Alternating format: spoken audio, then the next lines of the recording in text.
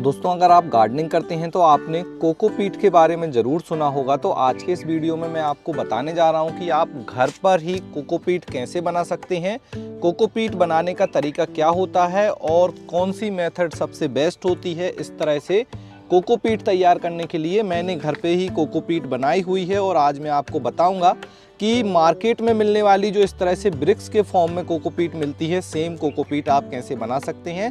इसके लिए वीडियो को पूरा लास्ट तक देखिएगा। बड़े ही आसान मेथड है और आप बिल्कुल फ्री में अपने घर पर जो है कोकोपीट बना सकते हैं और फिर इसका इस्तेमाल मिट्टी में जो मिट्टी बनाने में कर सकते हैं और फिर उसमें पौधे लगा सकते हैं। नमस्कार दोस्तों, मेरा नाम है दीपक और आप देख रहे हैं terrace and gardening YouTube channel. यदि आप पहली बार मेरे चैनल पे आए हैं तो चैनल को सब्सक्राइब कर लें और बेल आइकन को भी प्रेस कर दें ताकि मैं जब भी इस तरह का वीडियो अपलोड करूं उसका नोटिफिकेशन आपको सबसे पहले मिल जाए। अब आप देख रहे होंगे मेरे टेरेस गार्डन में ढेर सारे ग्रो बैग रखे हुए हैं और इनमें ढेर सारे पौधे लगे हुए हैं।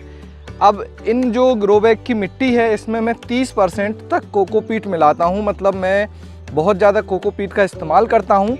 इसके क्या फ़ायदे होते हैं उस पर भी हम बात करेंगे, क्योंकि ये बहुत ही अच्छा एक ऑर्गेनिक मैटर है जिसे आप मिट्टी में मिला सकते हैं। तो ये मिट्टी की जो है वाटर ड्रेनेज सिस्टम अच्छा करता है मिट्टी में, मतलब पानी ज़्यादा देर नहीं रुकेगा लेकिन उसमें मॉइस्चर मेंटेन रहेगा। जैसे आप ये सामने देख रहे हैं, ये कोकोपीट आप देखिए इसमें कितनी अभी भी नमी है जबकि हमने इसमें पानी अभी नहीं दिया है।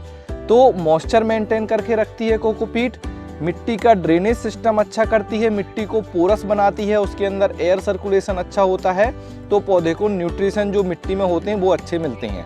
एक चीज़ मैं यहाँ पर क्लियर कर दूँ कि कोकोपीट में कोई भी न्यूट्रिशन नहीं होता। बहुत सारे लोग इसे खाद की तरह इस्तेमाल करते हैं, तो ऐसा नहीं है, इसमें कोई भी न्यूट्रिशन नहीं है। हाँ, ये मिट्टी में मिलाने पर धीरे धीरे समय के साथ डिकम्पोज होती है और मिट्टी में मिलकर मिट्टी ही बन जाती है।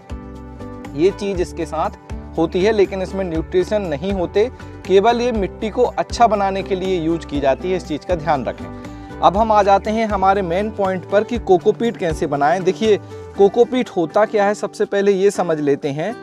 जो कोकोपीट है वो इस तरह से नारियल क्वायर आप बोल सकते हैं, हस्क बोल सकते हैं, या कहें कि ये जो छिलके होते हैं नारियल के, इन नारियल के छिलकों से ही बनी होती है। तो कोकोपीट क्या है, यही है।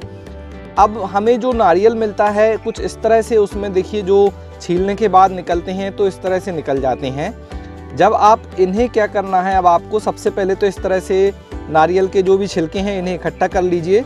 मैं एक दिन मंदिर गया तो मंदिर में ये इजीली मिल जाते हैं, तो मैं इस तरह से देखिए पन्नी में भर कर ले आया। कुछ इसमें रखे हुए हैं पहले से और कुछ देखिए मैंने निकाल लिए हैं। तो इस तरह से आप जहाँ से आप नारियल बेचने वालों के पास मिल जाते हैं तो वहाँ से ले आइए, और मंदिर वगैरह में इजीली मिल जाते हैं, आप उनसे पूछिए, वो फ्री में ले जाने के लिए दे देते हैं। वहाँ से हम ये नारियल के छिलके ले आए। अब हमारा काम क्या है, इन नारियल के छिलकों को बारीक पाउडर में कन्वर्ट करना। तो देखिए बारीक पाउडर में किस तरह का पाउडर बनता है, तो इस तरह का पाउडर निकलेगा इनमें, ये आप देख रहे हैं इस तरह का पाउडर ये निकलेगा, ऐसे पाउडर में बन जाएगा। इसके लिए आप क्या कर सकते हैं, इन्हें आपस में आप रगड़ेंगे तो जैसे ये देख सकते हैं आप, इसमें से ये पाउडर निकल रहा है, तो ये पाउडर निकलेगा। लेकिन इसका अगर आपको जल्दी कोकोपीट में कन्वर्ट करना है तो इसके छोटे छोटे पीस काट लीजिए और फिर इसे किसी ग्राइंडर में आपको इससे पीस लेना है, मतलब कि ग्राइंड कर लेना है। ग्राइंड करने के बाद उसमें कुछ बड़े पीस रहेंगे, कुछ छोटे पीस रहेंगे। तो जो बड़े पीस हैं उन्हें हटा दीजिए और छोटे पीसों को आप जब छानेंगे तो कुछ इस तरह से आपको पाउडर मिल जाएगा। यही पाउडर हमारी कोकोपीट है। अब इस पाउडर को क्या किया जाता है, पानी में डालकर कंप्रेस किया जाता है, दबा दिया जाता है, और जब प्रेस कर देते हैं तो इस तरह से देखिए ये कोकोपीट बन जाता है। मैं आपको दिखा दे रहा हूँ, इस तरह से देखिए ये भी वही पाउडर ही है। इसको आप पानी में डालेंगे तो ये फूल जाएगा। सेम चीज़ हमारे इसी जो हमने कोकोपीट बनाई है नारियल के छिलके से, इसके साथ होगी, अलग कोई भी चीज़ नहीं होती। और जो बड़े पीस आपको मिल रहे हैं या तो उनको मल्चिंग की तरह यूज करें या फिर मिट्टी बनाते समय आप उन्हें डाल दीजिए।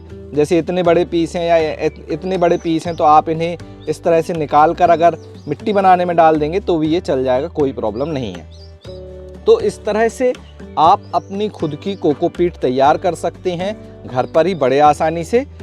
अब बात आती है कि इसका इस्तेमाल कहाँ कहाँ और कैसे करें। देखिए, सबसे पहले तो अगर आपने इस तरह से कोकोपीट बना ली तो ये रेडी टू यूज कोकोपीट है। इसका इस्तेमाल आप मिट्टी बनाते समय कर सकते हैं। मैक्सिमम आपको इसे 40 से 50% लेना है मिट्टी में, इससे ज़्यादा नहीं मिलाना है। केवल अगर आप कोकोपीट का यूज करेंगे तो फिर इसमें सब्जियां या जो पौधे आप लगाएंगे वो अच्छे नहीं होंगे। तो कोकोपीट को आधी मात्रा से ज़्यादा नहीं मिलाना है कभी भी, बाकी आधी मात्रा में आप मिट्टी और कंपोस्ट खाद मिलाइए, जैसे गोबर की खाद, वर्मी कंपोस्ट।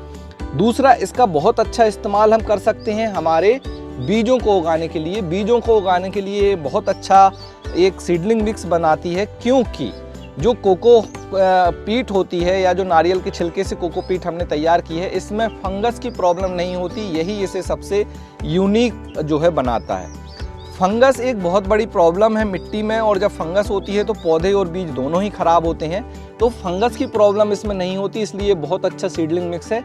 सीडलिंग मिक्स में आप छोटे बीजों को उगाने के लिए तो फिर कोकोपीट का इस्तेमाल कर सकते हैं 100%, लेकिन जैसे ही बीज उग जाएं उसके बाद आपको उन्हें किसी बड़े ऐसे पॉट में शिफ्ट कर देना है जिसमें मिट्टी भी हो और न्यूट्रिशन की मात्रा ज़्यादा हो। तो अर्ली स्टेज में, क्योंकि बीज में खुद ही अपना न्यूट्रिशन होता है जब तक वो उगता है कॉटिलीडन्स तक, जैसे ही ट्रू लीव आने लगें तो आप उन्हें बड़े ग्रो बैग में लगा दें। अब इसके बाद आप और इसका क्या यूज कर सकते हैं, तो कोकोपीट का 2 यूज मैंने आपको बता दिया, बीज उगाने में और गमले की मिट्टी बनाने में। इसके अलावा हाइड्रोपोनिक में कोकोपीट का इस्तेमाल होता है, लेकिन मैं वहाँ पर हाइड्रोपोनिक में मैंने कभी ट्राई नहीं किया है। एज अ मल्च आप ज़रूर ट्राई कर सकते हैं। इस तरह के जो ये कोकोनट के छिलके होते हैं, इनसे आप मल्च कर सकते हैं। मल्च करने के लिए सेम इस तरह के आपको छिलके लेने हैं और आप इन्हें क्या कीजिए, नॉर्मली जैसे आपके ये पौधे हैं तो इनके साइड में इस तरह से आप इन्हें रख सकते हैं। तो ये बहुत अच्छा एक मल्च का काम करते हैं, स्पेशली अभी गर्मियाँ आ रही हैं तो आप इनसे मल्च कर सकते हैं। कोकोपीट से इस तरह से मल्च हो जाएगी। जैसे आप देख सकते हैं ये धान का प्यारा है, इससे हमने मल्च की हुई है। तो मल्च बहुत ज़रूरी है। इस तरह से मल्च आप कोकोपीट के नारियल के छिलके हैं, इनसे मल्च कर दीजिए। तो ये कुछ कोकोपीट के यूजेस हो गए हैं, और कोकोपीट बनाने का पूरा तरीका मैंने आपको समझा दिया है। घर पे बनाना आसान है, आप अपने हिसाब से इसे तैयार कीजिए और अपनी खुद की कोकोपीट बनाइए फ्री में। अगर आप कोकोपीट को ज़्यादा मात्रा में यूज करना चाहते हैं तो आप इस तरह से ब्रिक्स ले सकते हैं। ये छोटी ब्रिक्स है, 1 kg की ब्रिक्स मिल जाती है, और इस तरह से बड़ी ब्रिक्स ले सकते हैं। ये जो आप देख रहे हैं 5 kg की ब्रिक्स है, और 5 kg की ब्रिक्स से इतनी जो कोकोपीट है वो बन गई है। ये लगभग अपने जो वेट होता है उससे 5 टाइम फैल जाती है। इसे फैलाने के लिए सबसे पहले आपको ब्रिक्स को इस तरह से टब में डाल देना है और फिर इसमें पानी डालना है। जैसे ही आप पानी डालेंगे तो ये ब्रिक्स अपने आप एक्सपेंड हो जाएगी, मतलब फैलने लगेगी, और लगभग 30 से 40 मिनट में पूरी ब्रिक्स फैलकर इस तरह से पाउडर फॉर्म में बन जाएगी। अब आप इसे यूज कर सकते हैं, चाहें तो एक बार वॉश कर लें या डायरेक्टली भी यूज कर सकते हैं। वैसे मैं रिकमेंड करूंगा कि एक बार इसे पानी में अच्छे से वॉश कर लें, उसके बाद जब ये इस तरह से सेमी ड्राई हो जाए तो आप इसका इस्तेमाल करें।